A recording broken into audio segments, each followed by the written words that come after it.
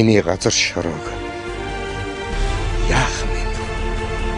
Байгалаа хамгаалахад таны оролцоо яг одоо хэрэгтэй. PCC-ийг эмээ